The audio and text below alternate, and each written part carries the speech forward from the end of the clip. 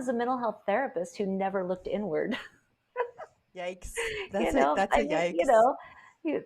and I loved focusing on other people's issues. I was so helpful with other people because it was a great distraction from my own, you know. Hmm. So, but I did have this moment one day. I was driving home. I had just taught a parenting class to some young mothers, and it was a beautiful spring day. I was in this vehicle that I was kind of proud of. It was the first brand new truck I'd ever bought, and I was going down the highway, and I just had this moment where I actually felt, for a moment, I felt joy. I felt Oh, happiness. And I was like, nice. oh my gosh, that feels really good. And I'm like, I want more of that. And in this moment, I think looking back, my soul was really speaking to me. And it was like, Tracy, it's time for you to live for yourself.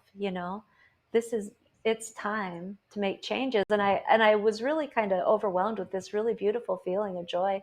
So I went home, and my then husband was home, and he came outside and he was angry with me about something. I don't remember what it was. He was always mad at me. And I said, I was like, I'm in a really good mood, and I just had this moment where, you know, I want to live for myself. I want to do things for Uh-oh. myself. I want to make my own choices and decisions.